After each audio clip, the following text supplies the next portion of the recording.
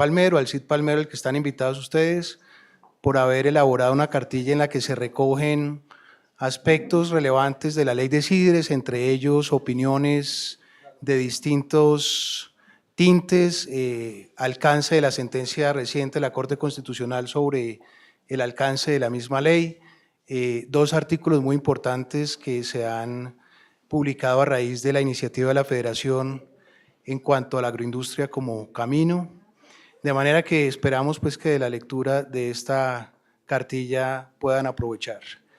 Del doctor Vélez creo que no es mucho lo que pueda decir, no porque no lo tenga, sino que ustedes lo conocen muy bien. El doctor Vélez nos acompañó hace 2 años en el Congreso Nacional justamente cuando la ley de CIDRES era un proyecto, y doctor Vélez lo felicito porque realmente recuerdo que en ese congreso había mucho escepticismo porque se consideraba que una ley de esa naturaleza iba a tener grandes obstáculos como los tuvo, pero en esa oportunidad usted nos afirmaba que se iba a trabajar muy en línea con lo que era la tarea de socialización de este proyecto de ley que tuvo, desde luego, muchos actores que se opusieron a él. Y en últimas, pues tenemos una realidad normativa, ya doctor Vélez usted nos dirá sobre su alcance y los invito a ustedes también para que formulen sus preguntas en torno justamente a el alcance de una ley que para algunos tiene oportunidades amplias de desarrollos agroindustriales en el país, para otros tiene limitaciones, pero eso se lo dejo al doctor Vélez. Simplemente unas cosas muy puntuales sobre la trayectoria del doctor Vélez. Es abogado de la Universidad Pontificia Bolivariana de Medellín. Ustedes saben, fue superintendente de notariado y registro, fue gobernador encargado de La Guajira, adicionalmente asesor de la ONU y vinculado a la gobernación de Medellín como secretario de Tránsito y Transportes. Ha pertenecido en la ciudad de Medellín a juntas directivas muy importantes como la del Metro de Medellín, empresas varias de Medellín, la Terminal de Transportes, Metroseguridad, Aeropuerto La Herrera. Ha sido representante de Colombia ante la OEA en el CEMPES, gerente comercial del canal Cosmovisión, y buena parte de la trayectoria del doctor Vélez, que es algo pues que me llamó la atención, muy vinculado al periodismo, una persona que ha tenido espacios en distintos medios de comunicación, tanto en la radio como en páginas web. Ha sido columnista del periódico El Colombiano, de Sinergia Informativa, programas de opinión como Sin Corbata del canal Cosmovisión y programas de opinión también en RCN, codirector del programa Debate Abierto, muy conocido también de Müller Eisman, programa de radio, y conductor también de varias publicaciones en medios de comunicación del orden nacional. En su carrera cuenta con un reconocimiento como ejecutivo de la Cámara Junior en el 99, mejor ejecutivo del año. Tiene la orden José María Córdoba, que le fue entregado por su departamento, distinguido por la Policía Nacional por su labor como secretario de Gobierno de Medellín, y actualmente preside el partido Cambio Radical. Entonces, doctor, creo que ya con esa reseña le damos nuevamente la bienvenida a nuestra tertulia. Nuestro contertulio pues será el doctor Mesa y por supuesto están invitados ustedes para que se unan al debate y formulen todas aquellas opiniones y inquietudes que el doctor Vélez con mucho gusto resolverá. Muchas gracias, muy buenas tardes. Primero, muchas gracias, doctor Mesa, por la invitación y sobre todo para un tema que yo creo que es el futuro de muchas zonas del país que son completamente improductivas. Esto no aplicará para las zonas productivas del país. Recuerdo que hace 2 años, cuando hablamos de esto, tú lo habías dicho, la incredibilidad era total. Nadie creía que eso pudiera siquiera pasar por la Corte. Tal vez alguna vez lo habíamos hablado, que no creían que nada que tuviera que ver con baldíos del Estado, la Corte fuera a autorizar que se fuera el tema de productividad y que los empresarios lo pudieran hacer.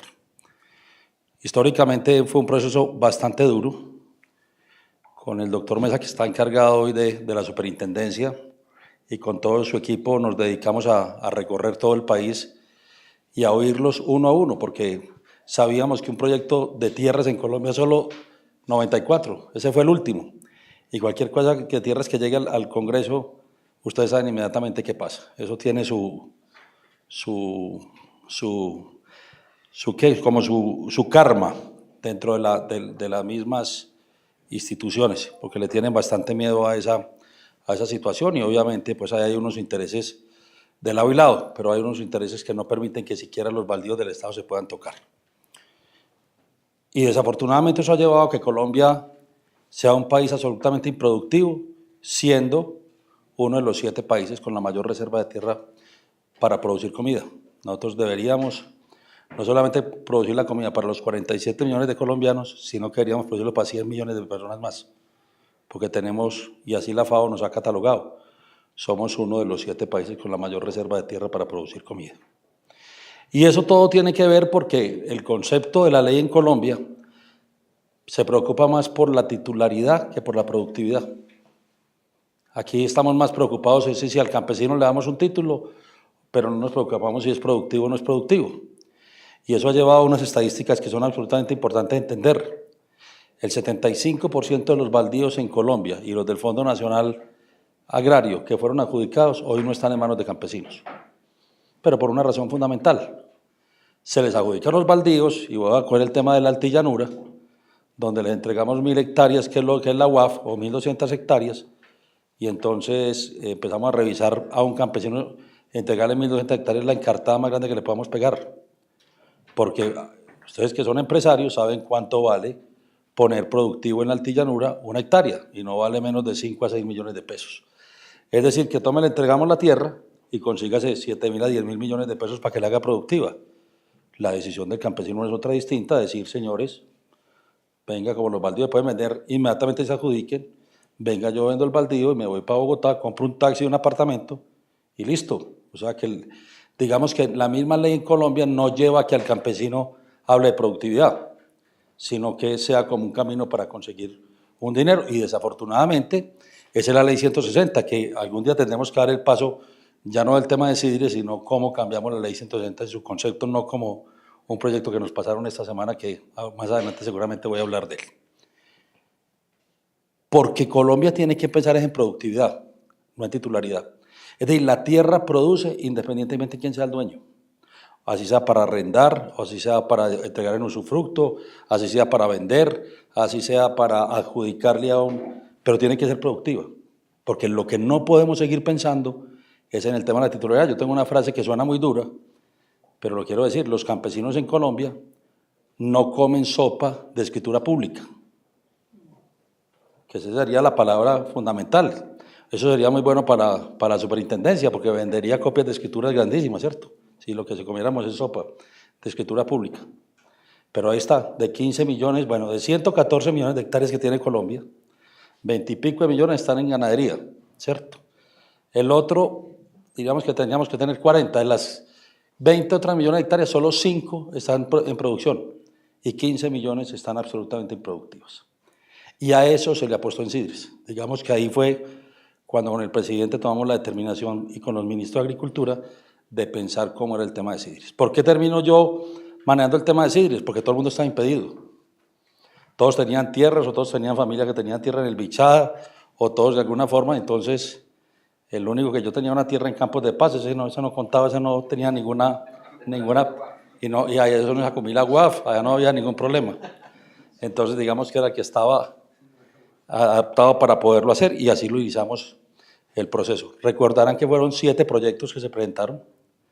En el 7º lo que hicimos fue revisar todo porque se había caído el anterior y empezamos a buscar cómo lo hacíamos.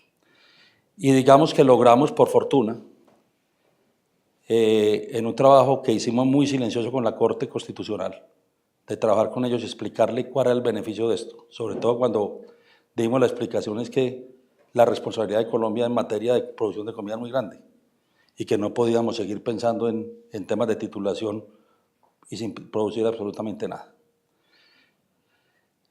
¿Qué son las CIDRES? Digamos que las CIDRES fundamentalmente, y yo lo voy a hacer práctico, que yo ya las había dictado en la conferencia que era las CIDRES, es cómo se logra tener una CIDRES, yo lo voy a hacer es práctico. Entonces, primero hay que identificar las áreas potenciales. Recuerden que una cosa muy afortunada en el artículo en Senado, antes eran las 4 condiciones, ¿no? Zonas aisladas, que hubiera poca población, poca infraestructura y altos costos de producción. Digamos que esos eran los 4 elementos. Así salió de Cámara. Por fortuna, en Senado se le metió un IO. Y ese IO era que poca infraestructura. Al colocar poca infraestructura, no se habilitó solamente la Altillanura, sino que se habilitó mucha parte del territorio colombiano. Entonces, La Mojana, y se habilitó parte de Antioquia, y se habilitó parte del Magdalena, y se habilitó parte del Cesar, y se habilitó Jairo, no, y toda la Altillanura, digamos. Bueno, hay un pedazo de Urabá, de Córdoba y de Córdoba y Urabá. O sea que pasamos de lo que pensamos que iba a ser solo la Altillanura a mucha parte del territorio nacional, que nos permite tener el tema de CIDRES. Hay una norma que nos parecía, porque a mí me preocupaba mucho el tema de que esto fuera manejado solo por el gobierno, porque yo sé lo que son los funcionarios medios, que puedan atravesarse en todos.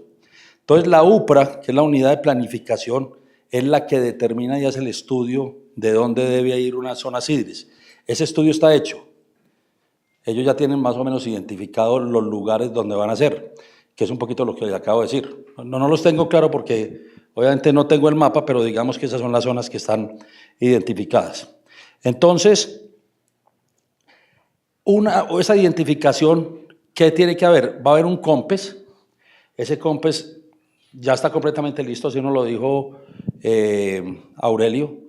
Creo que están esperando que se pueda presentarse ante el Consejo de Ministros para de una vez definir las zonas que ya tienen identificadas. No significa eso que no puedan haber otros COMPES. Digamos que estos son los primeros que tienen identificados y creo que suman alrededor de 10 millones de hectáreas que ya estarían identificados como zonas CIDRES. Ese COMPES, una vez votado por el Consejo de Ministros, queda como política en materia de CIDRES. Digamos que ese proceso va bastante adelantado. Después de que estén identificados, la UPRA tiene 10 días para responder, o sea, ya solicitando tiene 10 días para responder de que sí cumple los requisitos, pues los va a cumplir porque ya en el COMPES están incluidos. O sea, si no estuviera incluido, pues no lo va a tener. Y de ahí se lleva al Departamento de Planeación, que tiene 60 días para estudiar, para presentarle ya las zonas específicas, porque en el COMPES está la totalidad. Pero entonces usted puede decir, oiga, como usted tiene la Altillanura, yo quiero meter una CIDRES de 300.000 hectáreas, que puede ser en cualquier parte del Bichada. Entonces usted dice, la CIDRES una en el Bichada, entonces ahí sí tiene que llevarla individualizada, porque no podemos hacerlo por todo el país, sino que se hace por zonas identificadas. No se justifica CIDRES de 10.000 hectáreas, de 10.000 o de 5.000, se justifican CIDRES de 100, 200, 500.000 hectáreas, porque la CIDRES no es un programa, es una política. Y como política se le aplica a todo el territorio que esté dentro de esas 500.000 hectáreas. Voy a colocar Bichada 500.000 hectáreas. ¿Qué pasa cuando se dan esa definición de las 500.000 hectáreas? Va a Consejo de Ministros, una vez ya presentadas y analizadas por Planeación Nacional. En Consejo de Ministros hay una obligatoriedad. Todos los ministerios tienen que generar políticas para esas zonas CIDRES, todas sin excepción. Entonces voy a explicarles. Ministerio de Comercio Exterior, 0 aranceles. Zona franca. Estoy pues contando lo que identifica eso. Zona franca. El SENA tendrá que poner todo el tema de capacitación. Ministerio de Transportes, todo el tema de vías y diseño de vías que se puede sacar en concesión dentro de las zonas CIDRES.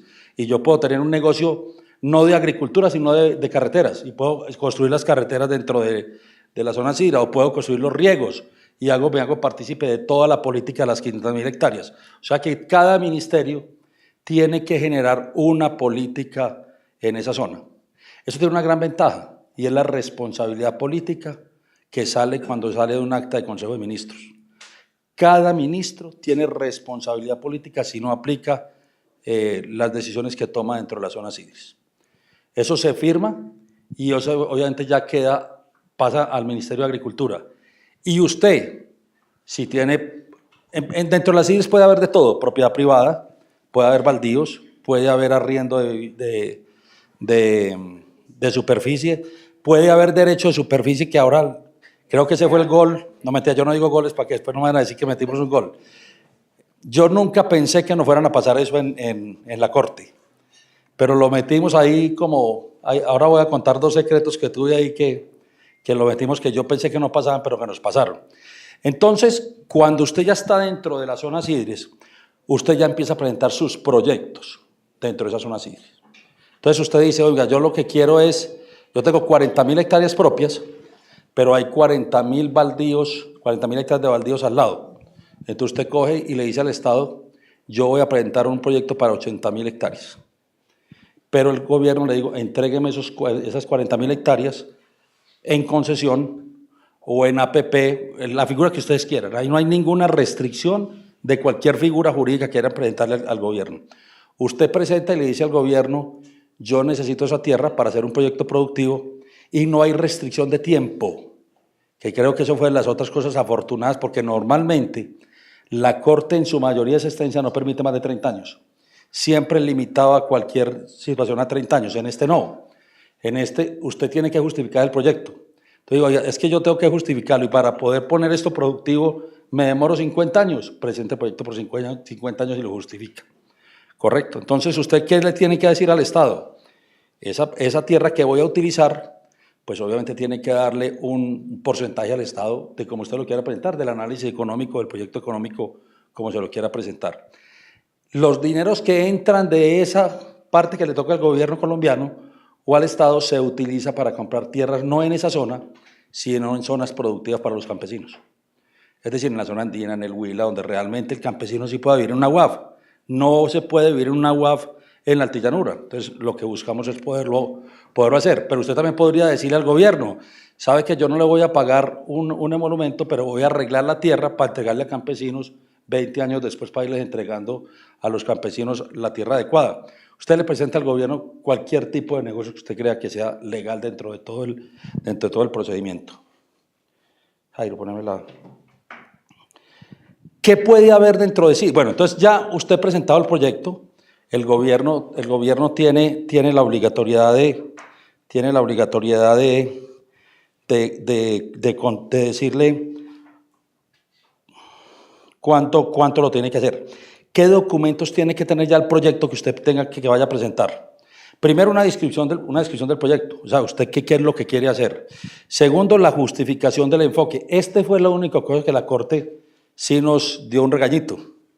Y la Corte nos dijo, oiga, está bien que ustedes propongan en cualquier parte del país el tema de proyectos productivos, zonas Sidres, pero no dice ni siquiera que tenemos que tener el visto bueno de los municipios, pero sí tendrán que notificarle al municipio para que coincida con el POT o con el EOT del tipo de sembrado que va a hacer o del tipo de negocio.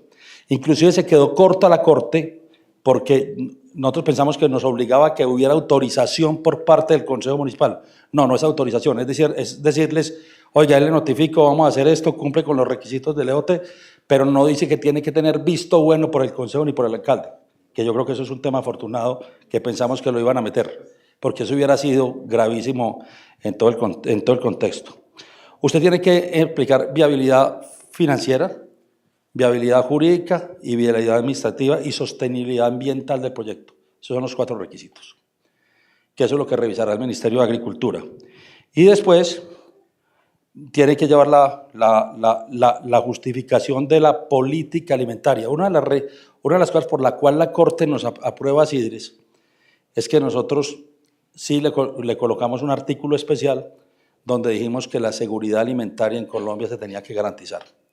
Es decir, usted no puede ir a producir a la altillanura para exportar hasta que no se garantice la seguridad alimentaria en Colombia, porque sí sería absolutamente grave que vinieran los chinos, compraran toda la tierra y sacaran toda la productividad y aquí nos muriéramos de hambre y no diéramos la garantía. Usted tiene que dar una garantía para que se justifique la seguridad alimentaria en nosotros.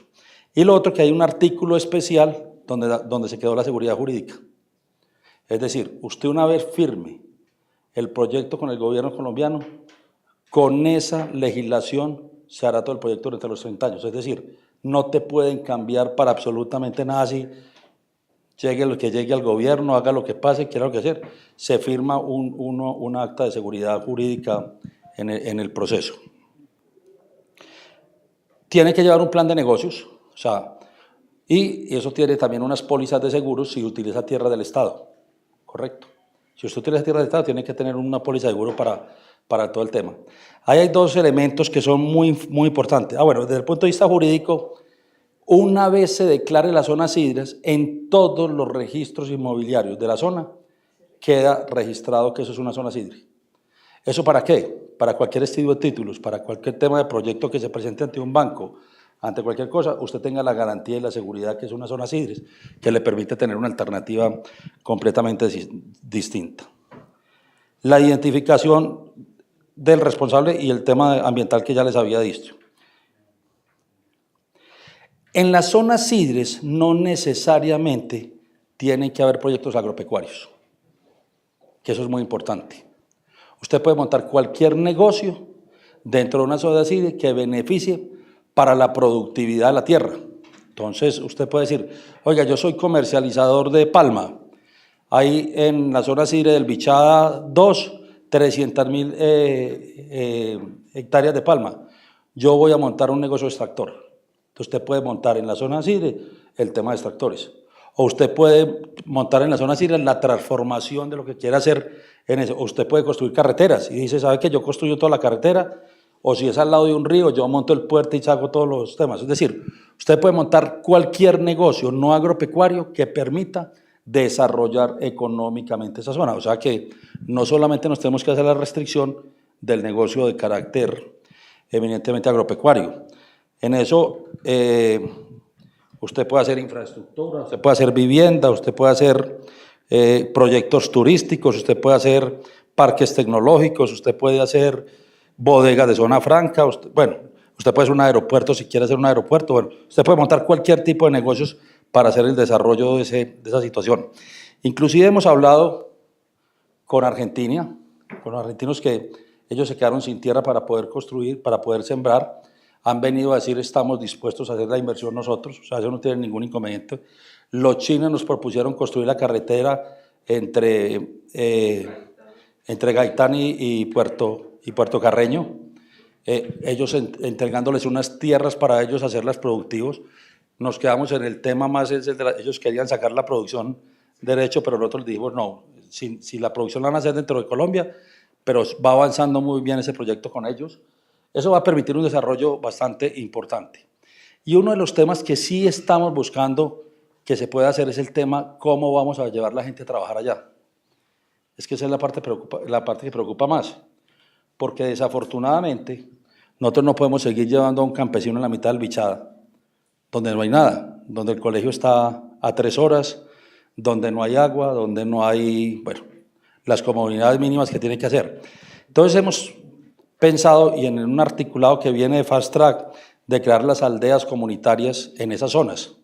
No crear municipios, digamos que una especie de Mosap o de kibutz, de lo que funciona en Israel. Montar unas pequeñas aldeas donde vivan las familias, donde tengan capacitación, donde tengan escuela, y sea el padre de familia el que vaya y trabaje en la finca o en el proyecto productivo y vuelva a la aldea, porque es la única forma de poder llevar, que el cálculo que tenemos es más o menos entre 250.000 familias las que tendríamos que llevar a la altillanura para poner productiva entre 5 y 7 millones de hectáreas.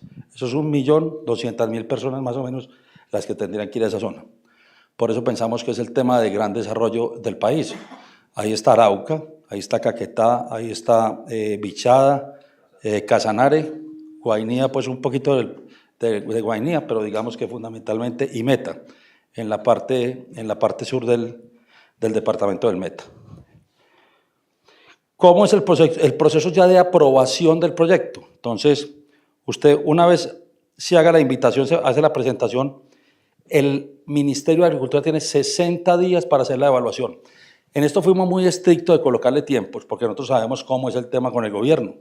Entonces, no, ahí llegó el proceso. No, tiene 60 días y aplicamos silencio administrativo positivo en la medida de que si no contesta el gobierno, se parte de la base que está aprobado el proyecto. ¿Correcto? Una vez se dé esa aprobación y usted tenga incluido bienes inmuebles del Estado, se hace por parte de la Agencia Nacional de Tierras la entrega de la tierra al proyecto productivo. se hace la anotación en el folio de matrícula diciendo que se ha entregado en concesión o en APP de acuerdo al negocio que haya propuesto, se coloca en el folio para que eso le pueda servir para cualquier tema de financiación en el proceso al que vaya a hacer el proceso. Hay dos cosas muy importantes en el tema de bienes inmuebles y se lo contaba al doctor Mesa en un avión. Ustedes leen el artículo, el de donde está octavo y catorceavo, el penúltimo artículo de la ley CIDRES. Bueno, es el tema de acumulación. Ustedes insistieron mucho en que estaba muy complicado el tema de la acumulación, porque la mayoría de esas tierras vienen de baldíos. Entonces, exacto. Yo les voy a contar por qué pusimos, es decir, el tema de acumulación, ahí digamos que aclaramos el tema del Consejo de Estado. El Consejo de Estado decía que todo lo que provenga de baldíos no podrá ser acumulado, recordarán. Y con eso nuestros registradores tuvieron que tomar la determinación por una directriz de nosotros de que no se podría acumular nada que viniera de baldíos, con la restricción pues de más de 2 UAF como está establecido en la ley 160. Siempre nos pidieron que metiéramos un artículo para hacer la claridad sobre ese concepto. Metimos un artículo expreso. Ese artículo expreso lo que dice es que solo se aplicará la ley 160 a partir del momento de su promulgación, que fue el 7 de agosto de 1994.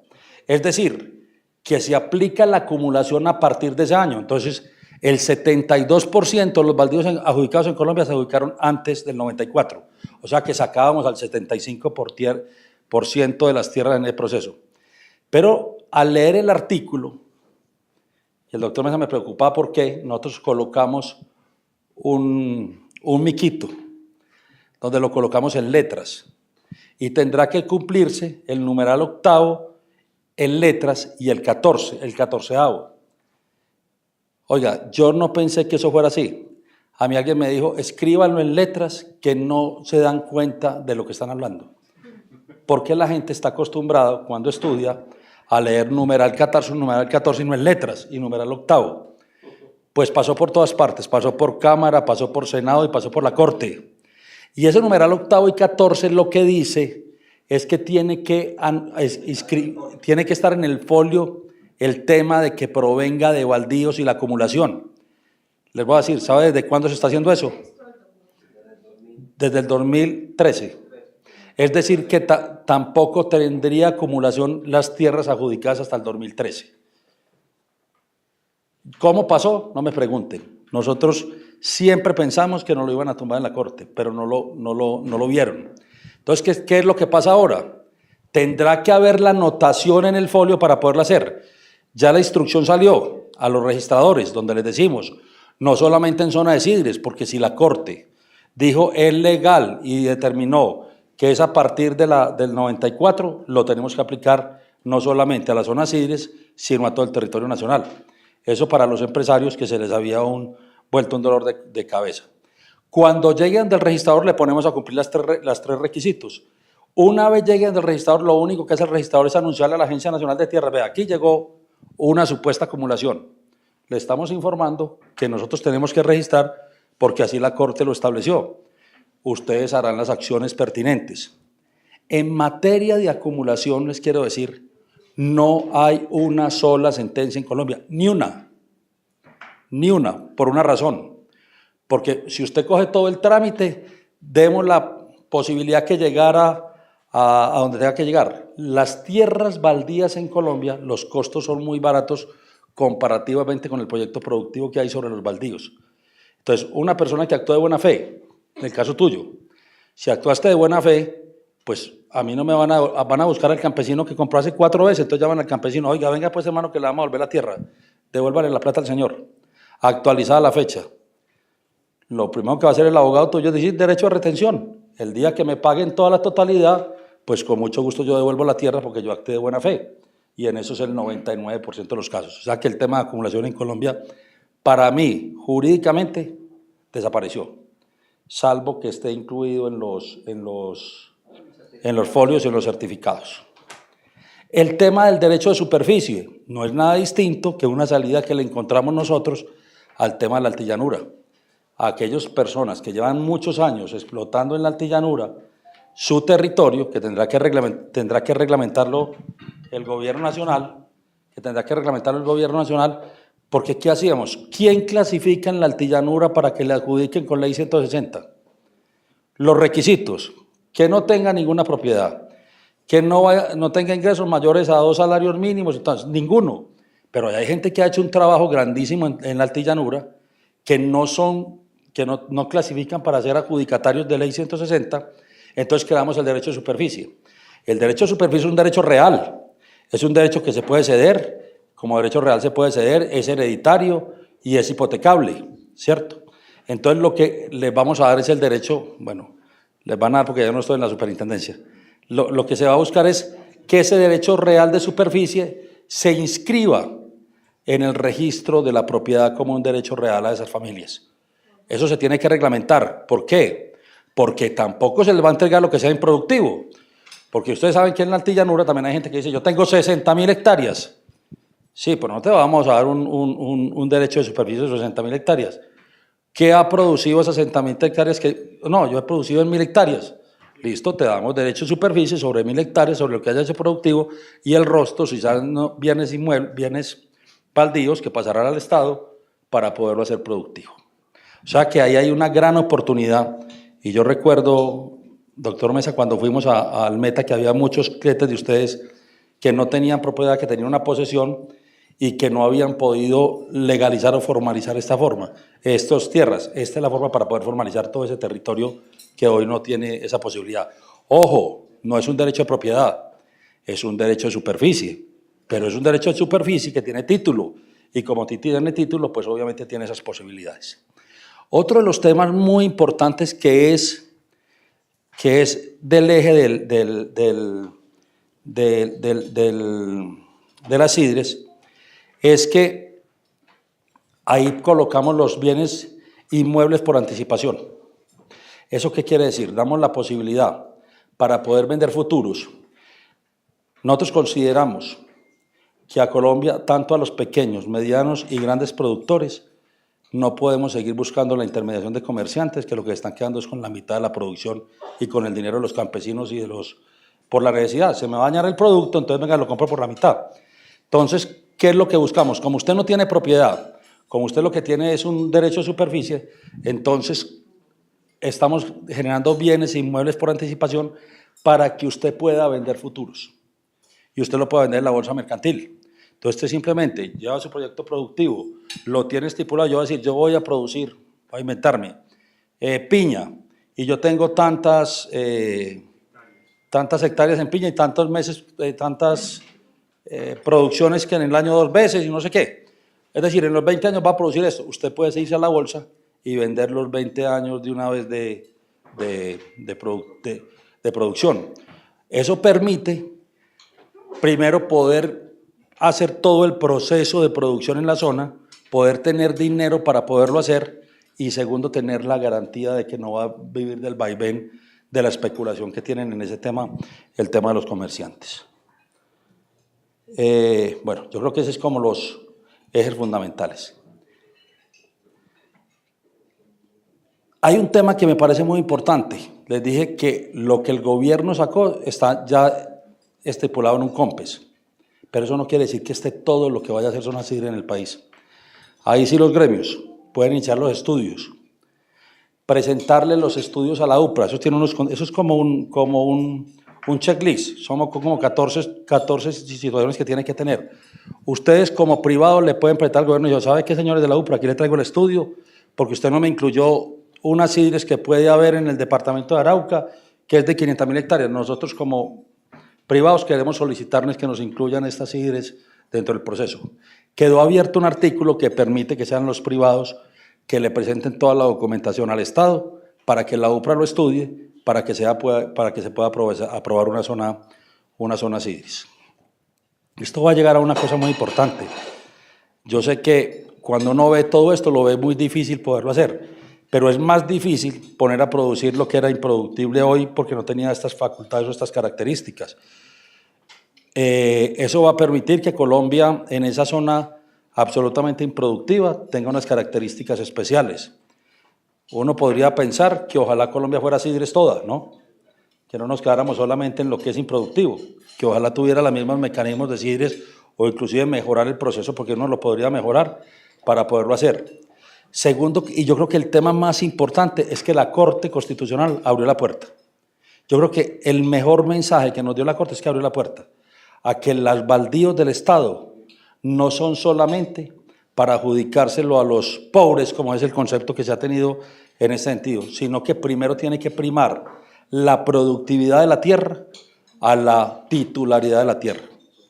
Entre otras cosas, cuando a uno le entregan, y ustedes que son empresarios, si el Estado me entrega 80.000 hectáreas y yo no las tengo que pagar, pues obviamente el proyecto productivo se vuelve mucho más viable que tener que comprar la tierra, porque patrimonialmente se te va a volver obviamente más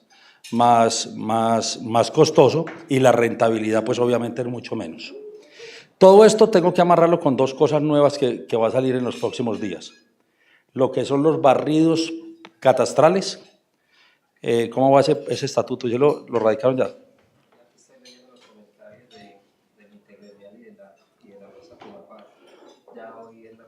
Perfecto. ¿Qué es el barrido catastro registro? En Colombia, en las ciudades capitales, o sea, las que tienen delegación de catastro, que son Bogotá, Medellín y Cali, digamos que en lo urbano coinciden un 80%. Y digamos que es un punto bien. En el tema del IGA no coincide en ninguna parte, en el 20%. Y todavía tenemos los linderos costumbristas, ¿no? El palo de mangos, y vaya a buscar el palo de mangos, no existe. El aljibe, eso ya se secó. El mojón, vaya a buscar lo que no lo encuentra. Entonces casi que uno diga, y bueno, y lo otro es el proceso para uno acordar los linderos con el vecino. Tenés que ir a un proceso de linde de amojonamiento que se demora, yo no sé, 3 años, 2 años, 4 años. En este nuevo estatuto que va por Fast Track, lo que estamos haciendo es un cambio fundamental en todo el tema de linderos. Hay que hacer un barrido por todo el territorio nacional. Ese es un barrido que tendrá que hacerse antes del 2022. Ya Planeación Nacional está haciendo los laboratorios, los pilotos, 5 pilotos, que permitirán hacer el recorrido. El recorrido fundamentalmente es que se va a ir a una vereda de cualquiera, póngase cualquier municipio, va la oficina de registro o el registrador, va el IGAP, va la Agencia Nacional de Tierras, ¿qué más? No, eso es más. Se sientan con los propietarios y simplemente cogemos las ortofotos y todos los planos y nos sentamos con los ciudadanos a mirar cada uno de los temas del territorio. Se hace el acuerdo de esta finca, entonces son ustedes dos. Mire, el lindero es este, y nosotros calculamos que el 80% de la gente está de acuerdo cuáles son los linderos. Inmediatamente lo vamos a subir al GPS para que quede de una vez el lindero, el plano catastral, georreferenciado. Claro, se está haciendo, pero lo vamos a hacer en todo el territorio nacional, correcto. Se están haciendo 11 pilotos, correcto. Esos 11 pilotos, lo que vamos a hacer es cuál va a ser el más fácil y el más rápido para poderlo hacer. Eso transforma completamente lo que es el Estado colombiano. El IGAP no vuelve a ser catastro. El IGAP es un competidor adicional, es decir, un municipio, un departamento le podrá tener al IGAP que le maneje el catastro, pero el catastro queda manejado como políticas por Planeación Nacional. El IGAP se vuelve un operador y la Superintendencia de Notariado y Registro es el que hace inspección, vigilancia, porque se puede delegar a particulares el manejo del catastro. Eso tiene una gran ventaja, y es que vos tenés actualización permanente año a año de todo el tema catastral. Ahí hay algunas figuras que hay que empezar a analizar, que yo creo que el doctor Mesa ya lo vio en un proyecto que presentaron de tierras bastante cuestionables, que voy a hablar de él enseguida, donde decía que las tierras improductivas tendrán que pagar una multa de no sé qué. Yo inclusive no estoy de acuerdo con eso. Nosotros estamos de acuerdo más bien que paguen más impuesto predial el que tenga tierras improductivas. Y por el contrario, que tenga productivas, le descuenten del patrimonio en los impuestos, porque lo que tenemos que buscar es que las tierras sean productivas, no una multa, porque las multas se vuelven impagables. Las multas no terminan siendo absolutamente nada, sino más bien de un carácter impositivo. El día que tengamos definido, porque la gran ventaja que tiene cuando hacemos el barrido, catastro, registro, es que también vamos a ver los poseedores los que estén ahí o los ocupantes. Entonces, de una vez vamos a hacer el análisis de cada una de esas personas y de una vez del derecho de superficie.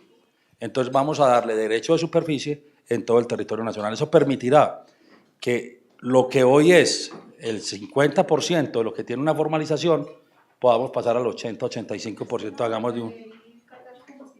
Sí, ese es el catastro multipropósito. Y el catastro no va a ser solo el tema económico, va a haber un tema de información jurídico, minero, ambiental, o sea, va a haber capas por cada uno. Entonces usted lo que hace es pedir el certificado y usted puede pedir el certificado con todas las capas. Entonces ya la UPRA ha hecho el estudio de la tierra, para qué es productivo, o sea que hay una información fundamental de todo el proceso que se va a hacer. Los certificados de tradición y libertad vendrán con dos caras. En el uno vendrá todo el tema jurídico y en el reverso viene el plano catastral y la foto del pliego, del predio.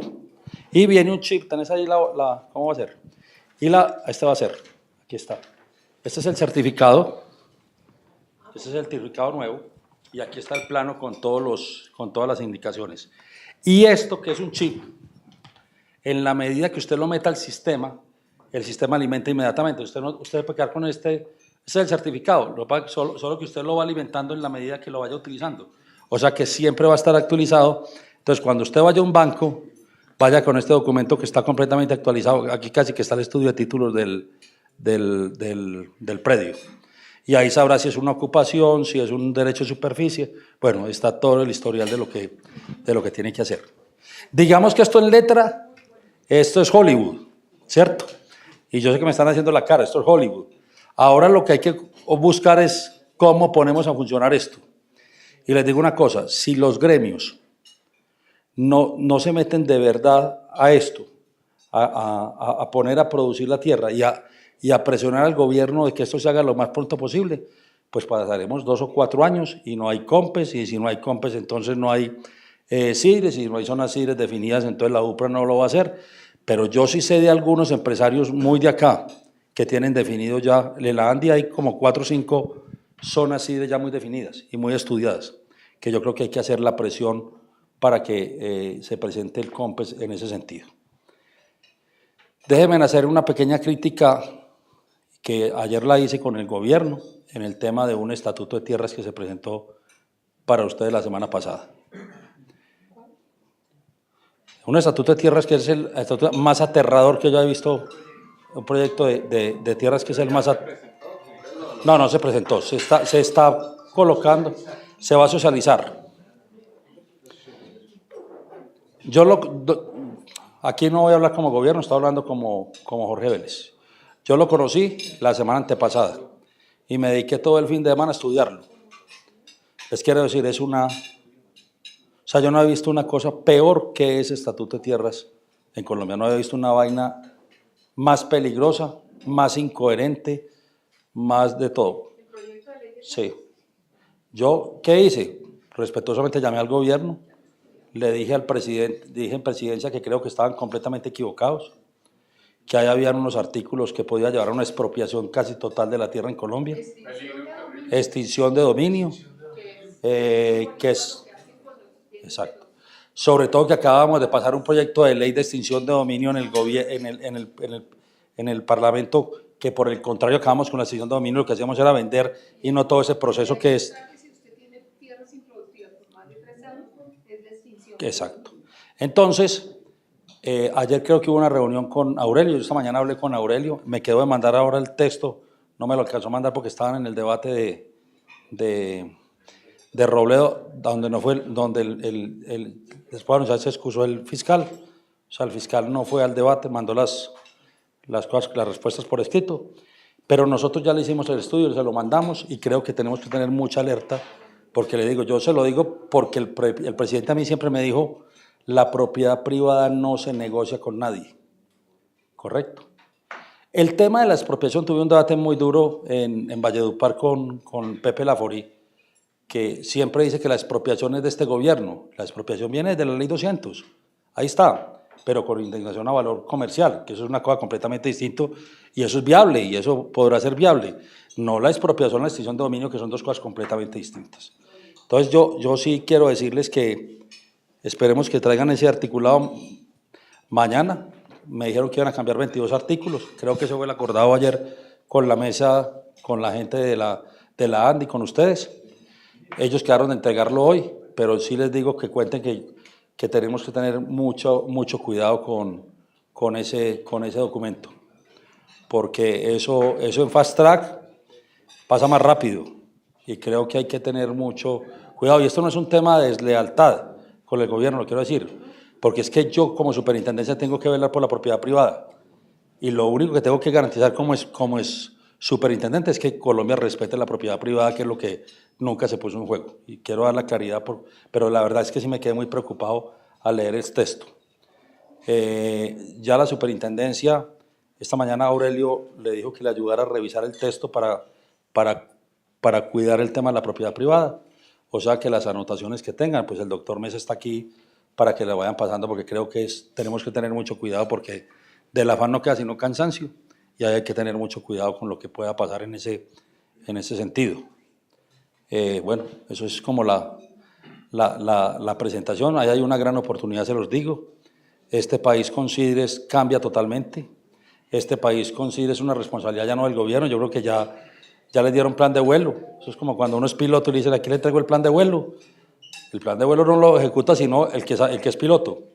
Entonces ahí están los pilotos que son ustedes, los que saben del agro, los que saben trabajarlo, y que creo que es una gran oportunidad que se tiene para que de verdad cambiemos el concepto en Colombia de titularidad a productividad. O sea, si Colombia no cambia ese concepto, yo digo que este país, que es eminentemente rural, no va a poder ser productivo como realmente lo requerimos, no solamente los colombianos, sino la responsabilidad que tenemos de ser uno de los 7 países del mundo con la mayor reserva de tierra para generar productividad. Ahora sí, me pueden corchar. Dale. Mire. Doctor Vélez, muchas gracias. Si quieres, siéntate y también para que comas alguna cosa. No, a ver, este tema de tierras, sin duda, pues es uno de los asuntos más delicados para el sector agropecuario. Y sin duda es lo que uno diría explica por qué Colombia, con ese potencial de recurso que tiene, pues ha aprovechado tan poco. Pero yo tendría como algunas preguntas que uno oye en algunos escenarios, a ver qué opiniones tienes tú al respecto. Se habla, por ejemplo, mucho de los baldíos. Y hay gente que dice es que ya los baldíos se acabaron. Yo le he escuchado a José Antonio Campo que cuando se sacó la ley 160, precisamente era por el temor de que ya quedaban muy pocos baldíos. Entendido como que fueran tierras, por así decirlo, del Estado y no estuvieran miradas por nadie, porque Colombia, igualmente, lo que uno observa es que la gran mayoría de predios rurales no tienen títulos. O sea, ha habido una ocupación de hecho de muchos de ellos y han faltado legalizarlo. Entonces, pareciera que hay también allí como una lectura de que si usted no tiene título, eso es baldío, pero a uno a ver y resulta que eso ha estado de alguna manera ocupado en muchos lugares del país. Entonces, ¿cómo, digamos, abordar eso de cara ahora a lo de la ley Sidres? Por una parte. Lo otro que uno ve, tú hablas aquí de 300, 500 mil hectáreas. Yo creo que el mensaje ahí, esto es para hacer cosas a gran escala. Pero yo no vería a un empresario metiéndose a un tema casi que a volverse gobierno. Un empresario lidera hasta un proyecto y pues uno diría sí, incluso con las escalas nuestras aquí, 30, 40, 50 mil hectáreas, un grupo de productores. Pero ya cuando nos metemos en esas otras extensiones, eso casi que son, y como también lo decías, políticas de desarrollo.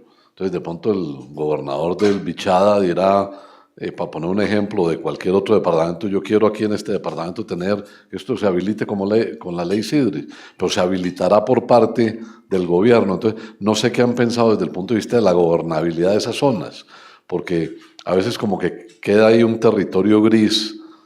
Mucho empresario diría, yo me le mido a esto, pero casi que con quién hablo, con quién lidero esto, quién va a estar al frente de esto, cuál es mi rol, porque en algún momento pues pareciera como que al empresario le van a empezar a pedir digamos, otro tipo de rol.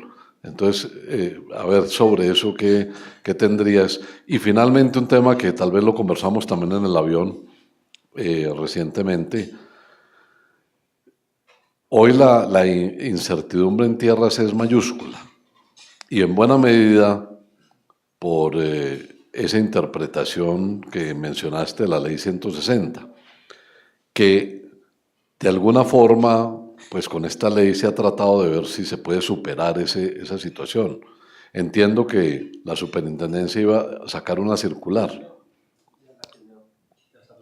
Bueno, a ver si de pronto nos hablas algo de ese tema, porque sé que ustedes internamente han trabajado mucho. Ya Jairo ahorita explica. No, en lo primero, tiene razón. Recuerden que, a ver, primero, que también hizo parte del acuerdo y es una desinformación total el tema de las 10 millones de hectáreas. Yo les quiero explicar, cuando se hablan de las 10 millones y las 3 millones de hectáreas del Fondo de Tierras, de dónde salieron y cómo salieron. Las 7 millones de hectáreas, y tiene que ver con una política muy importante que el presidente Uribe implantó en Colombia en el momento de la guerra peor del desplazamiento cuando él llega. Él decía, ¿cómo protegemos al campesino o al poseedor, al ocupante que está en una tierra y lo saca la guerrilla o los paramilitares y tenían que salir para poder saber cómo se protegía? Él tomó una determinación que me pareció muy afortunada para lo que tenemos hoy, y es que el campesino iba, o el empresario o el mediano empresario iban del personero, le decía, a mí me acaban de sacar de la tierra, le decían al personero, ¿usted qué es? No, yo era poseedor o era propietario, llevaba el certificado de lo que era propietario o era ocupante. ¿Qué hacía el gobierno? Lo pasaba a la superintendencia y nosotros lo que hacíamos era bloquear la totalidad de esas tierras. En Colombia, cuando termina, digamos, cuando empieza todo este proceso, teníamos 7 millones de hectáreas bloqueadas. Bloqueadas por esa razón, porque tenía que ver con el tema del conflicto. Entonces, cuando en La Habana se hace el acuerdo vamos a revisar lo que está en RUPTA para ver si formalizamos, si titulamos, si legalizamos, como le corresponda. Entonces ahí no se está hablando de tierra nueva ni a nadie le va a quitar nada. Es lo que está establecido en RUPTA, que fue montado inclusive desde el gobierno del presidente Uribe.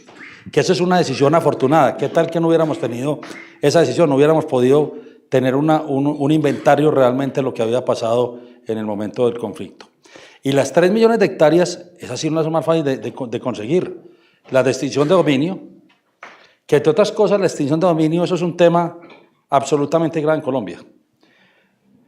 Porque yo no sé cuál es la extinción de dominio, ¿cierto? Vaya, mire las tierras que están supuestamente en extinción de dominio y lo único que cambió fue que el gobierno paga el predial y el que era el mafioso sigue allá metido trabajando y ya no paga predial y no le hace inversiones. Y estoy seguro que cada uno está acordando de alguna que conozca allá al lado de la finca. Sí, señor, esa tiene razón. O como un ejemplo que es histórico, la finca de Gacha, en Pacho, Cundinamarca, que medía 1.100 hectáreas, y hoy mide 100 hectáreas. Los vecinos fueron haciendo aclaración de linderos, el Estado nunca se opuso, y entonces ellos quedaron de dueños de la tierra.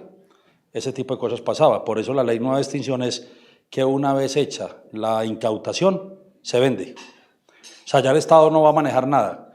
Incautado y una vez para venta, y la plata va a una fiducia y se hace una retención del 30%, por si la persona sale bien, que es solo el 15% de los precios sale bien, digamos que el Estado en eso sí pega, le pagarán a valor comercial del momento que le tengan que devolver la plata. Pero ya no va a haber ese tema de que un administrador y un depositario, y no sé, que eso no tiene ningún sentido. Entonces, las 3 millones de hectáreas son las de extinción de dominio, 2 millones de hectáreas, que es el tema de ley segunda, extracción de ley segunda, y es Parque La Macarena, que la gran mayoría ya no son tierras, inclusive ganaderas, que aparecen en un parque, y ya tenemos, bueno, ahí está el Perijá, ahí está el Nudo del Paramillo, ahí está obviamente La Macarena, está toda la zona del Caquetá. Se extraen esas 2 millones de hectáreas para adjudicarle a campesinos. Y lo que le hemos quitado, o lo que le quitamos en baldíos a los paramilitares, a las FARC y a los de cuello blanco, que es más o menos hoy 1.300.000 hectáreas. Esa es la tierra, o sea, nadie privado se le ha quitado tierras para entregarle a las FARC como se dijeron. Entonces, la tierra no es para las FARC, la tierra es para los campesinos, es para un proceso de campesinos, ahí no hay ninguno. Es más, al que más tierra se le quitó fue a las FARC, 850.000 hectáreas, que fue fundamentalmente en toda la zona de Jairo, del Caquetá, ¿cómo se llama? De San Vicente de Caguán hacia abajo y la Macarena. Ahí están las 3 millones de hectáreas, no es más. O sea, aquí no se está buscando ni tierras en el Bajo Cauca, ni se está buscando tierras en el Cesar, ni se está buscando nada. Son las tierras que están definidas ahí. O sea que eso no tiene nada de cierto. Aquel tema es que le van a quitar la tierra a todo el mundo, salvo pues ese estatuto que vimos ahora, que habrá que revisarlo ese sí hay que revisarlo con mucho cuidado. Pero digamos hasta el concepto. Yo le pedí a Jairo que les explique la resolución que ya firmó él hoy para que se las pase. Bueno, buenas noches. Sí, sale con numeración de mañana. Bueno, el artículo 3 de la ley CIDRES y el parágrafo 3 de ese artículo es muy claro en decir que no podrán hacer parte de las CIDRES aquellos predios acumulados después de 1994 cuyos restricciones no estén en el certificado de libertad de tradición, lo que hablaba el doctor Vélez ahorita de las restricciones inscritas en el folio de matrícula inmobiliario. La superintendencia en el comité jurídico hizo un estudio de la aplicación de ese artículo y esperamos la sentencia de la Corte Constitucional que efectivamente evaluó ese artículo y dijo ese artículo está ajustado a la Constitución. Basados en la sentencia de la Corte Constitucional, sacamos una instrucción a los registradores, pero dándole alcance nacional, no únicamente para CIDRES, sino para todo el territorio, diciendo todas las acumulaciones cuyas restricciones aparecen tanto en la adjudicación, porque tiene que aparecer en la adjudicación, en la resolución que expedía el INCORA, el INCODERO o la Agencia Nacional de Tierras, ¿sí? Si no aparece ahí y por ende no aparece en el folio de matrícula inmobiliaria, esa acumulación es válida para la Superintendencia de Notaría y Registro. Mientras tanto, un juez no diga lo contrario. Entonces, eso yo creo que aclara mucho el panorama, porque ¿qué estaba pasando? Todas las oficinas de registro estaban devolviendo lo que interpretan como acumulación, o sea, un predio adjudicado antes del 94, con un predio del 94 lo daban como acumulación, o 2 predios antes de 1994 lo daban como acumulación, o un predio de la ley 135, de la ley 30 y de la ley 194, que nos pasó muchas veces, lo daban como acumulación. Entonces, como acumulación, lo que interpreta la instrucción que le estamos dando a los registradores es todo lo del 94 hacia acá y que esté inscrito en los folios de matrícula. Me parece que eso es un gran avance para la interpretación y la Corte así lo dijo en la sentencia. Y eso ya nos da como un panorama más abierto para la inscripción de esos predios. Y con respecto a acumulaciones ya dadas, supongamos un predio tiene 4 acumulaciones y es clara que se ve ahí, los registradores estaban devolviendo también ese hecho ya generado. Sí, se le dio una instrucción a los registradores diciendo, oiga, si ya está englobado el predio o ya está dada la acumulación, usted no es un juez para que devuelva ese registro. Simplemente, si hay una transferencia, registre la transferencia e infórmele a la Agencia Nacional de Tierras de que posiblemente hay una acumulación para que la agencia actúe si corresponde. Entonces, la Agencia Nacional de Tierras no puso más de 12 demandas de acumulación y ninguna ha progresado. Nosotros le estamos informando cuando hay transferencia de predios posiblemente acumulados a la Agencia Nacional de Tierra, que es la competente para poner las demandas de nulidad, ¿sí? Porque también ya la agencia puso una acción de grupo y lo que le contestó el tribunal dijo, oiga, venga, qué pena, ahí no hay ninguna afectación y además usted no es parte para defender esta acción de grupo. Entonces no le prosperó la acción de grupo. O sea que la acumulación indebida solamente se daría en el caso de que estuviese anotada en el registro, en el folio de matrícula inmobiliaria. La restricción que viene de la adjudicación del baldío. Esa acumulación es indebida, pero eso no aparece en ningún folio. Desde 2013 sí, que la superintendencia expidió una instrucción diciendo que...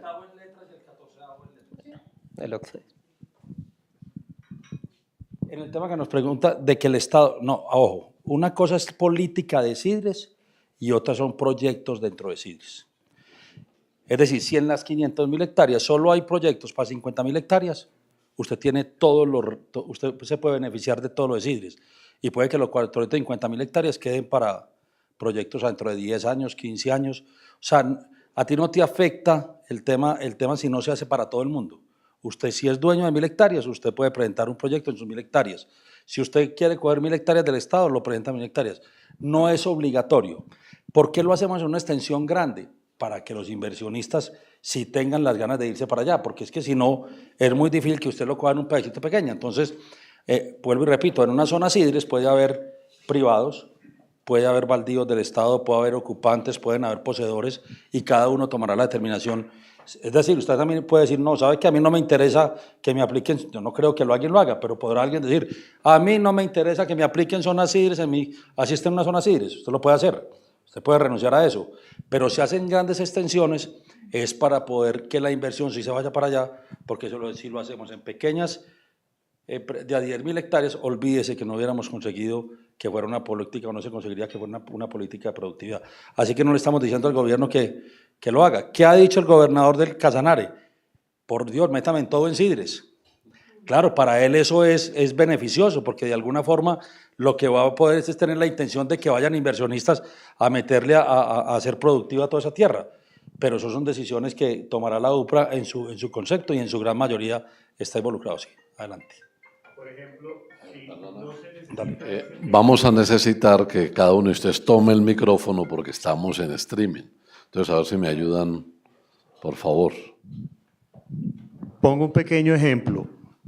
La empresa no necesita 10.000 hectáreas, 40.000 hectáreas, ese tamaño de cosas. Es un frigorífico en el Casanare. Realmente con 150 hectáreas, como está pronosticado el frigorífico, da para tener 100 hectáreas, una zona franca proyectada a exportar para manejar todo y 50 hectáreas que son de sobra para un frigorífico. ¿Cómo hace uno para meter en esa figura a los ganaderos que van a estar relacionados con ese frigorífico de forma privada, pero que no van a ser dueños del frigorífico y poder meter, por ejemplo, una extensión de 200.000 o 300.000 hectáreas y meter 200 ganaderos o 300 ganaderos y que se beneficien de esa figura? Lo que te va a decir el Ministerio de Agricultura es que no te va a permitir 10 frigoríficos. 10 frigoríficos en la zona, entonces permitirá uno solo, por eso tiene que pasar el proyecto por el Ministerio de Agricultura, porque te podrás imaginar todo el mundo allá pues montando frigoríficos para poderlo hacer. Entonces, si usted fue el que montó el tema de comercialización en Canal, si lo tiene en Canal, pues se lo van a dar a ti. Si llegara otro proyecto, seguramente el Ministerio de Agricultura le va a decir, a mí me da mucha pena, ya en esa zona hay un comercializador que cumple con esa zona, no te vamos a dar más. Si cupiera otro, pues no habrá ninguna dificultad en hacerlo. Por ley no se puede prohibir que haya mataderos en un pueblo. Tiene que haber, porque es para servicio del sector. Este es un frigorífico pensado en suplir un mercado regional inicialmente y después comenzar a coger una cuota grande en Bogotá. No tiene problema. Pensado a futuro en exportar. Se va a volver uno de exportar. ¿Cómo hace uno para generar esa figura de Sidres en eso? Porque esto tiene un proceso de progreso. No es un cultivo en que voy a cultivar y en un año o en 5 años voy a tener cosecha. Enrique, es que creo que la pregunta también tiene como implícito un tema de el frigorífico. La idea es ubicar o tener unos ganaderos que sean los que suministren el ganado. No van a ser accionistas, por lo que capto ahí en la afirmación, no necesariamente son accionistas. Es una industria y los ganaderos entonces, no tienen ese músculo económico. Que es un poco el tema más bien de las alianzas. ¿Qué tipo de alianzas habría que desarrollar y eso para que los productores más primarios también se beneficien de todo lo que pueda haber bajo de pronto reformulo un poco la pregunta. Sí. Se hace el frigorífico. ¿Cómo hago para aprovechar esa ley Sidres? No, se hace de haberlo presentado ante el ministerio. Pero ¿cómo hago la figura para poder incluir en esa ventaja que da el Sidres? En una alianza. Una alianza. Eso, pero ¿cómo hago para meter en esa figura? El ministerio te ayuda. Es decir, es un proyecto de una Sidres, tú hablas con el ministerio y dice, oiga, para no tener que sacar camiones con ganado, para poderlo sacar, yo quiero montar esto dentro de la zona Sidres. Vuelvo y te digo, el ministerio no te va a permitir que alguien te vaya a hacer competencia en una zona donde ya tú lo estás haciendo y tienes una alianza con todos los ganaderos de la zona. Puede que otro señor diga, ¿sabe qué? A mí no me gusta venderle, usted no lo puede obligar, pero eso es la capacidad de usted de vender y de tener las alianzas. Allá hay libertad de asociación, todo lo que quiera. Inclusive la Corte, el único artículo que yo pensé que no iba a tumbar, lo tumbó. Era que obligábamos a hacer una alianza con los campesinos. ¿Se acuerdan? Y nosotros pensamos que se lo iban a tumbar, que se iba a pasar porque ese era el que le dábamos garantías a los campesinos. Pues ese lo tumbaron. Entonces dio la libertad que usted pueda hacer cualquier tipo de negociación y hacer cualquier tipo de alianza con las personas, así sea un campesino, no tiene ninguna dificultad. Pero lo que tienes que hacer es vender tu idea. ¿Qué hubo? Ah, y había otro que obligaba a entregarle tierra a los campesinos, también dijo que no. O sea, que no entendimos. O sea, nosotros no entendimos por qué en eso no se metió la Corte. Pero tú tienes que saber vender tu proyecto y tus alianzas en ese sentido.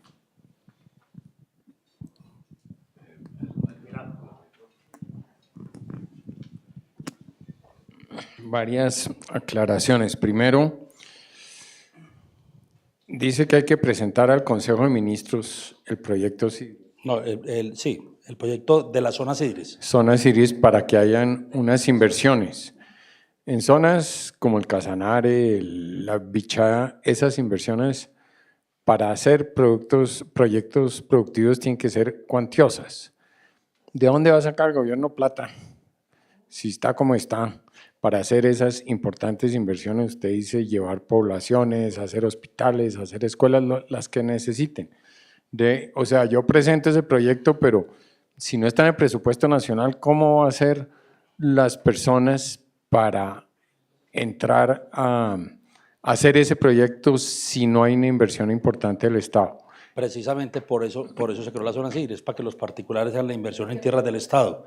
Es que si no hubiera habido zonas Sidres, entonces el gobierno simplemente coge el presupuesto y va y hace la inversión. Aquí lo que le está diciendo, mire, le estoy dando todas las gabelas que ustedes quieran, impositivas, en zona franca, en entregarle la tierra. Entonces ahí va cuando usted dice que hay que entregarle un porcentaje al Estado cuando le entrega unas tierras, Usted ¿cómo lo presenta en funciona el eso? proyecto. Cuando usted presenta el proyecto dice, mire, a mí me cuesta arreglar esta tierra 7 millones de pesos hectárea. Y yo para poder salvar mis 7 millones de hectáreas me la tiene que entregar por 30 años. ¿Correcto? Y yo le voy a entregar el 2% de los ingresos brutos. Es un cálculo financiero. O sea, el impuesto lo pongo yo, como quien dice. Usted pone todo el tema financiero, haga el estudio. Por eso, cuando yo dije, tiene que llevar un estudio económico, jurídico, ambiental, usted lo hace ahí. Lo está pagando el Estado. Lo que pasa es que lo hace vía la inversión que haga el particular y usted se descontará y por eso lo entregan. Por eso no pusimos 20 años, porque no daría. En tierras de esas no daría en 20 años, tiene que dar en 30 o 40 años. Póngale 40 años. Eso es un tema eminentemente financiero, cálculo financiero. El otro tema, si me queda claro, es que si hay varias empresas que tienen más de una UAF, se pueden unir para tener el área que sea. No hay restricción. No hay, en la zona Sidres no hay restricciones. Y si no es zona Sidres, Sí, no, sí hay restricción. o sea, si estoy en el Meta, que no sé si el Meta es zona Sidres, ¿no puedo tener más de una UAF? No puede tener más de una UAF. No, depende. No, De antes del 94, pues. Ah, de antes del 94. Es que la UAF no existía antes del 94. O sea, si yo tengo... Acuérdate que la UAF nace en el 94. Si la adjudicación había sido hecha del 94, si usted está comprando 2 tierras, 3, 4, 5, 6 o 7, antes de que fueron adjudicadas a campeonato del 94, no tienes problema. No tiene problema. No tiene problema. Estoy teniendo otro problema. A ver. ¿Perdón? No, no importa. Acumula para cuál. No, que fue adjudicado antes del 94. Bueno, La eso palabra está- es adjudicado antes del 94. O sea, ahí no hay problema. Tengo un problema que es el siguiente. Necesito una tierra mucho más pequeña que una UAF, 10 hectáreas, para acceder a una vía y hacer unos drenajes. Me están diciendo que no me la No se daban, puede dividir. No se puede dividir, que necesito mínimo una UAF, pero es una tierra para poder acceder a un río, a unos drenajes. No me vende más de las 10 hectáreas que En hago el ahí. nuevo estatuto de tierras se está metiendo esa posibilidad de que se pueda, para temas de construcción, para el tema de los herederos. Cuando mi papá tenía una UAF que le adjudicaron y tuvo 3 hijos, oiga, no se puede dividir, entonces ¿cómo haces para dividir la herencia? Entonces el derecho hereditario en Colombia se había afectado completamente. Se va a meter una posibilidad, hay un artículo que permite esa O sea que eso va a haber un fast track que aclara eso, Sí, así es. porque Y hay que ese meterlo, es un- ¿no? No, ahí sí hay un tema sí, de dividir las UAF. El fraccionamiento. Ahí hay un artículo de fraccionamiento. Porque no es por fraccionar para esto, sino por una necesidad de que necesita un Sí, pero espacio por para eso. algo. Pero Sí. es que yo creo que tenemos la mejor oportunidad porque vamos a sensibilizar. Ese tipo de cosas es la que hay que meter en un artículo para poderlo hacer. ¿Usted sí cree que haya compradores a largo futuro de unas futuras producciones en la bolsa agropecuaria? No sé, yo sí, yo todavía sí no soy... Muy bien. Yo lo único que le digo es que Colombia tiene la oportunidad de ser un país productivo. El tema es que aquí por el tema de seguridad y por muchas cosas no hemos podido hacerlo. Ahí tenemos una ley para poderlo hacer. Ya eso sí, pues, es decir, yo tengo fe, yo como soy un hombre de mucha fe, yo creo que sí, pero yo no me voy a hacer una discusión aquí de carácter económico y de carácter de productividad. Yo creería que si el mundo está buscando países productivos, si está buscando tierra productiva y nosotros la tenemos, no tiene ningún sentido en que teniendo la forma de poderlo hacer, pues no vamos a poder apoyar esta oportunidad. A ver si me aclara el derecho de superficie. Si alguien tiene una tierra que la ha venido explotando, la ha mejorado y está debidamente explotada, y además pagándole al municipio sus prediales o lo que sea, pero no tiene título, se puede convertir en Así derecho de es. superficie. Así es. Obviamente hay que reglamentarlo, porque una cosa que ¿Y eso preguntabas... está en proceso de reglamentación? Sí, se va a reglamentar. Eso está en proceso de reglamentación. ¿En este caso también entra la UAF en ese? No, ahí no entra la UAF. Porque si yo tengo, por ejemplo, 25.000 Por eso, no te entra la UAF. No te entra la UAF porque el derecho de superficie no es propiedad y la UAF es un derecho de propiedad. Entonces, como es un derecho real, no de propiedad, puede hacerse. Pero ojo, Ese derecho de superficie... ¿a no ser qué? Que usted le queda un derecho de superficie a Ah, sí, si le vaya a entregar el derecho de superficie a otro. Sí, pero eso es otro tema distinto. Pero lo que sí se va a reglamentar, que estoy seguro, porque tú me decías, es que todos los baldíos están ocupados. No, usted coja un avión entre Villavicencio y Puerto Carreño y usted puede pasar 1 hora de vuelo donde no ve absolutamente a nadie. O sea, ahí dice que sí, que es que esa tierra es mía. No, momentico. Muéstreme que usted ha puesto a producir la tierra y esa es la que se dará sí, como derecho de demostrarlo. superficie. Pero no es el que tira ya 40 animales y vuelve al año y medio a ver cuánto le quedan. Si salieron 60, 80. No, eso no son tierras productivas ni trabajadas. Eso es que las tiran ahí. No, pero así sean ganaderas, que se han sembrado pastos, que se han No, arborizado, exacto. Lo que haya encinadas, organizado y todo lo que se muestre que hay trabajo y hay inversión, te dan el derecho de superficie. La UPRA. Pero también puede ser derecho de propiedad si yo llevo un determinado No, claro. adquisitiva. No, ojo, sobre baldío no. Sobre baldío no hay prescripción adquisitiva. Eso sí fue la primera clase de derecho que nos enseñaron a todos. Ok. De un predio Que tenga antecedentes registrales. Sí, que tenga antecedentes registrales, sí. él no explica eso, pero no está diciendo que si tiene una No, si no tiene... necesariamente sería el derecho de eso. No, él decía habla que es baldías. En baldías sí no hay nada que hacer. Doctor Vélez, démosle la oportunidad al streaming. Hay una pregunta dirigida a usted sobre el antecedente de la UAF en la Ley 160, como un antecedente peligroso porque no solamente se está desvirtuando su naturaleza, sino que también se le dio un carácter retroactivo. Desde el punto de vista del ajuste normativo o lo que haya lugar a realizar para que esa interpretación no se dé, ¿cuáles son las acciones que usted considera que se han adoptado? Y si esas ofrecen seguridad jurídica. Yo no sé cómo lo vayan a meter en el nuevo Estatuto de Tierras. Yo lo que digo es que esa es la mediocridad más grande que tiene el tema de la UAF. Sí, José Antonio Campo me va a regañar lo que yo estoy diciendo. Pero es que la UAF se creó para proteger a los campesinos de los narcotraficantes. No fue otra cosa distinta. Acuérdense que en esa época los narcotraficantes lo que querían era quedarse con todas las tierras y de alguna forma obligaban a vender al campesino. Entonces lo que colocaban es la unidad agrícola familiar para que no hubiera acumulación en ningún sentido. Yo creo que es muy sano y eso logró frenar de alguna forma ese sentido. Eso, poner el 94 a hoy, no tiene ningún sentido. Porque me parece gravísimo que usted le esté diciendo a un campesino, no vaya a conseguir más de 2 salarios mínimos, no. Cuidado, hermano, donde a usted le ingresen 3 salarios mínimos, no, usted no clasifica para la UAF. Eso sí es poner al campesino a decirle sea pobre por vida. Aquí lo que tiene que permitir es por lo contrario. Yo siempre he pensado en la unidad agrícola productiva. Y una unidad agrícola productiva puede ser de 2 UAF, de 3, de 5, de 10 o de 20. Eso lo determinará un estudio de productividad de la tierra. Es que, entre otras cosas, la UAF lo que ha llevado es que este país no produzca nada. ¿Por qué? Porque entonces un campesino le limitan a decirle, cuidado hermano, no vaya a pasar de 25 hectáreas. Y entonces el hombre bien berraco, bien echado para adelante, oiga, ¿y será que me puedo pedir esta? No, señor, no, es que esto usted no puede tener 2 WAP. Eso no tiene ningún sentido. Eso hay que cambiarlo y creo que ahí sí hay un tema completamente retroactivo en lo que él dice. Retroactivo desde el punto de vista económico del país. Es que no vamos a salir si mantenemos esa política. Por eso digo yo al principio, ojo, este país no puede seguir pensando en titularidad. Este país tiene que pensar en productividad, no importa quién sea el dueño de la tierra. Es más, ojalá, y yo sería hasta partidario, de que a los campesinos no les adjudicaran tierra. Se las entreguen por años, ¿verdad? Por 20 años, por 30, por 40 años. Usted no está produciendo, venga jovencito, présteme que aquí hay gente que sí quiere producir.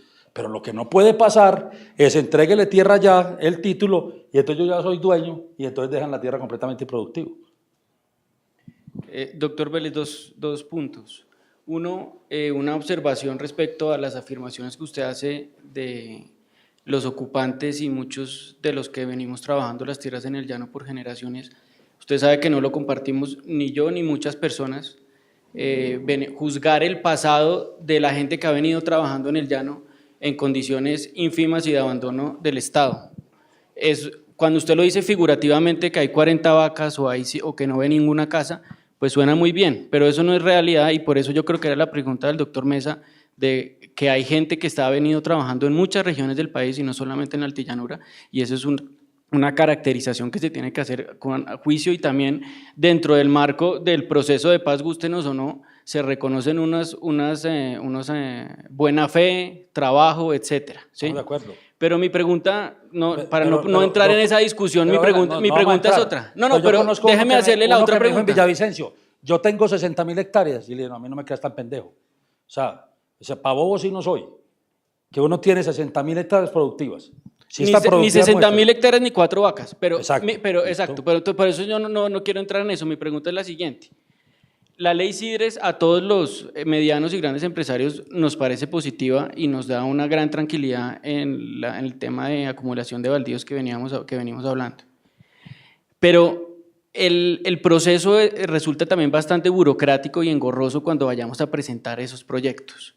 Y viene también pues amarrado el tema del derecho real de superficie y de usufructo, y creo que todos coincidimos en que quienes estamos en el sector queremos trabajar la tierra y ponerla a producir, no estamos aquí acumulando ni haciendo negocios de tierra solamente. La ley 160 traía una figura que eran las zonas de desarrollo empresarial, que nunca se reglamentaron. Y yo en estos últimos años siempre me he hecho la pregunta, y de pronto usted lógicamente tendrá la respuesta, ¿por qué no se reglamentaron esas zonas de desarrollo empresarial que cumplen eso que tú dices? Uno, vamos a producir. Viene el Estado, revisa, usted está produciendo, listo señor, tome su título porque usted está trabajando, ha presentado un proyecto. Yo veo un riesgo en estos temas de derecho real de superficie y usufructo como modelo de desarrollo agrícola. Uno es que hace más difícil la bancarización. En el ejemplo que usted ponía de una empresa que tiene 40.000 hectáreas en propiedad y va a expandirse a otras 40.000 en un derecho real de superficie, por ahí le cierran los números. Pero si usted solamente tiene 1.000 hectáreas y necesita 6.000 para hacer su proyecto productivo, y solo tiene 1.000 en propiedad, que es una garantía más real para un banco, y tiene que desarrollar las otras 5, por ahí no le cierran los números. Y los riesgos del sector agropecuario no son comparables al de una compañía eléctrica que me dan una concesión para explotar una termoeléctrica y estoy regulado. Aquí no, acá voy a estar a la misma volatilidad de los precios, del agua, de la lluvia, etcétera, pero no tengo, el día que se me llega la pesa y me tumba la palma, ¿con qué tengo? Con un derecho real de superficie. Bueno, señor Estado, muchísimas gracias. Acá se la devuelvo. Tiene toda razón. Déjeme, yo le explico el principio y usted tiene toda la razón. Yo tampoco he encontrado, y si usted me pregunta, yo creo que ha sido falta de liderazgo de los ministros de Agricultura y de los gerentes del INCODER y de INCORA y lo de la agencia, de la zona de desarrollo empresarial. Tiene además características de la zona de reserva campesina, iguales. O sea, si una se da, la otra también se puede dar. Yo recuerdo alguna discusión que tuve con los señores de la izquierda en este país que yo decía, con la misma forma que creamos zonas de reservas campesinas, venga, creemos otras 40 zonas de desarrollo empresarial. Esa es una alternativa muy importante que está en la ley 160 para zonas no sidres, que de verdad tenemos que presionar muy duro para poderla reglamentar. Me parece que eso es fundamental hacerlo y hacerlo rápido, porque estamos en el momento de la pelea de un lado para otro, a ver cómo lo reglamentamos. Yo estoy de acuerdo contigo. Y ahí te va a poder incluir todas las zonas. Con una cosa muy importante, es que hay derecho de superficie ya. Al haber derecho de superficie no necesariamente, porque es la misma interpretación que estamos haciendo del tema de acumulaciones, es que yo también por analogía digo, oiga, ¿cómo así que no me va a aplicar derecho de superficie si ya la Corte dijo que el derecho de superficie en Colombia existía? ¿Por qué no lo puedo hacer en zonas no sidres? Yo creo que se puede hacer el derecho de superficie en zonas no sidres. Creería que se puede hacer, es un tema de interpretaciones y habrá que estudiarlo, pero permitiría poderlo hacer. O sea que yo en eso estoy completamente de acuerdo contigo. En el tema de las garantías, en el derecho de superficie es como un derecho real. Los bancos lo que le importa es cómo me garantizo yo el derecho real de propiedad. Claro, yo al hipotecar el derecho real del propiedad lo puedo hipotecar, no tiene ningún problema.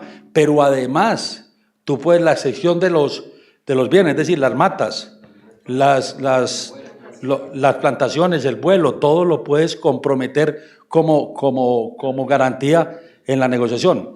¿Sabe qué es lo que tenemos que cambiar? Es el chip. Porque como estamos enseñados solamente a la hipoteca y al crédito con la base en la hipoteca, al abrirnos el derecho de superficie, yo le digo que el país se abrió en otro concepto completamente distinto. Y yo creería, doctor Mesa, que los gremios en Colombia se deberían sentar, y yo ayudo porque me parece muy importante, a ver cómo utilizamos el derecho de superficie como una nueva garantía para la productividad de la tierra en Colombia. Creo que es absolutamente importante poderlo hacer. Entre otras cosas, ¿quién no puede decir que yo me quede con la propiedad y entregue el derecho de superficie a un tercero? ¿Quién dijo que para los bancos puedan hacer una figura nueva que le diga, usted tiene la propiedad, pero me entrega como garantía el derecho de superficie?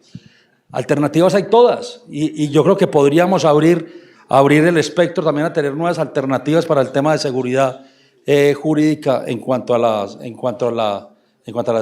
los temas que tienen que ver. Yo entiendo la discusión que tuvimos. Mire, yo le voy a decir, a mí me dieron mucho paro en la Altillanura, porque lo único que querían era propiedad. Nosotros sabíamos que cualquier cosa que lleváramos de propiedad a la Corte Constitucional no lo iba a tumbar. Y yo podía haber políticamente tomado la determinación de metamos un artículo para poner contentos a todos los de Altillanura. Esté seguro que se nos hubiera caído toda la ley de sidres. Haber metido el derecho de superficie, la Corte entendió que había una alternativa distinta y esa fue una decisión responsable. No responsable políticamente, porque fue la más irresponsable porque nos ganamos todos los enemigos del mundo, pero hoy le puedo decir que fue la mejor decisión responsable para tener por lo menos una garantía de algo que te pueda patrimonialmente sostener todo ese trabajo que hicieron durante tantos años tus papás o tus abuelos, que son los que han estado trabajando allá fundamentalmente en las zonas del país. Me da pena, 2 preguntas más porque tengo una comida a las 7:30 y yo soy de hora en punto para llegar. Buenas noches, gracias a las personas que propician este espacio. 2 preguntas y una inquietud. Señor Vélez, de cara, ¿qué ha podido salir de nuevo frente a las realidades que pudo mostrar el Censo Nacional Agropecuario últimamente entregado? Adicionalmente, en los temas de institucionalidad, hay algunos temas donde nos estemos quedando cortos y por último, infortunadamente con los temas de uso, de derechos mineros, ¿qué pasaría en esos escenarios donde de golpe vamos a encontrar de pronto como un conflicto de uso? Gracias. Muy buena pregunta. Además, mire, yo el Censo Nacional Agropecuario, yo tengo una gran preocupación, es que nadie lo conoce. Eso es una gran preocupación. O sea, yo no sé si alguien me puede levantar la mano que conozca el Censo Nacional Agropecuario. Sí, de acuerdo a las necesidades de las preguntas, y eso no puede ser posible.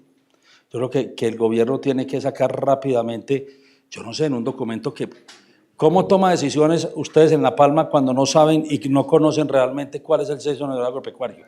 O sea, ¿qué decisión tomas tú en materia de ganadería si no tienes decisión en tema de censo? Entonces, la verdad, yo no soy capaz de contestar eso. Pero lo que sí podría decirles es que me parece irresponsable que eso no se conozca en su integridad. y lo hago como una crítica constructiva al gobierno. Y lo hice adentro y lo hago afuera, que eso lo deberían mostrar, porque si se hizo una inversión de ese tamaño, pues obviamente sí, exacto, 200.000 millones de pesos costó eso. Y eso es una inversión muy grande, que obviamente tiene que tener un elemento para poderlo hacer.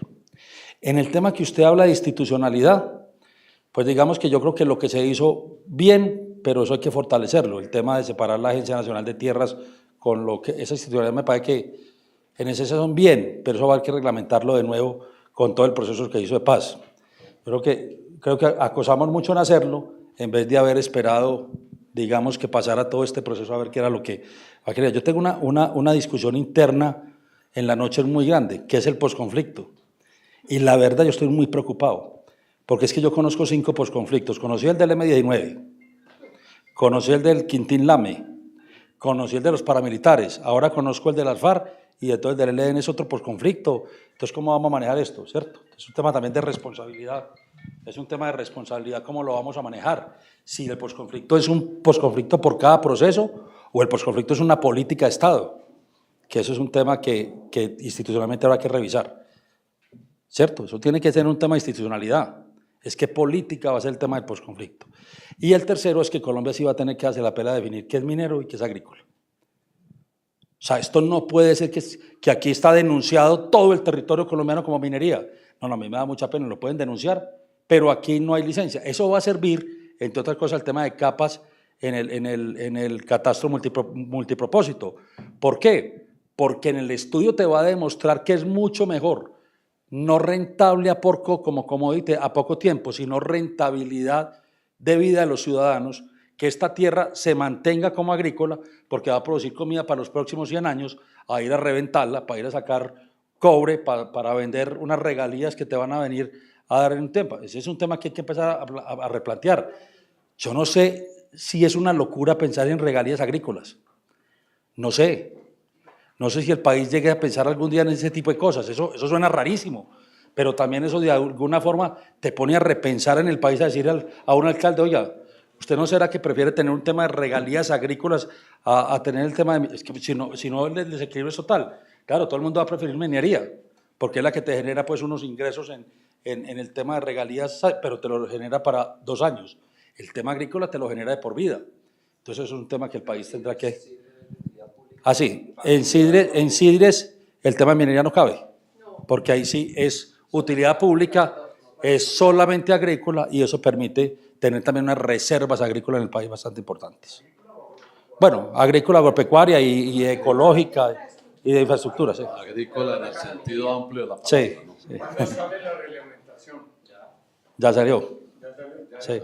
Sí. Bueno, yo quiero pues agradecerle aquí con ustedes al doctor Jorge Enrique por acompañarnos, al superintendente también tú estás encargado en este momento, ¿no? Encartado.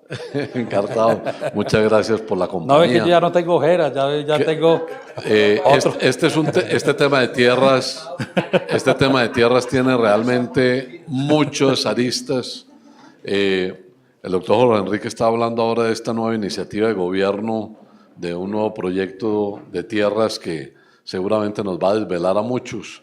A eso hay que hacerle seguimiento. Lo de Sidres seguramente también va a haber que aclimatarlo y desarrollarlo y madurarlo muchísimo. Y gracias por este espacio para ayudarnos a entender el tema. Y vuelvo y le digo, doctor Mesa, cuenten, yo soy un enamorado de esto. O sea, ad honorem, de queridura, lo que necesiten ayudo. Yo, la verdad es que nos soñamos un país distinto, donde podamos trabajar, pero en lo que nos necesiten, estamos listos para ayudar. No es el hecho que haya sido funcionario del gobierno, ya no lo soy, pero de verdad estoy listo para ayudar en todo lo que pueda, porque como esto es un hijo, casi que lo hicimos nosotros, a ese hijo no lo podemos dejar abandonado, lo tenemos que ayudar a crecer y que sea profesional en Sidres. Bueno, y estaremos muy pendientes ya de conocer la circular. Bueno, para efectos de podérsela hacer llegar pues también a nuestros afiliados y amigos. Muchas gracias a todos. Por la invitación, muy queridos a todos, muchas gracias.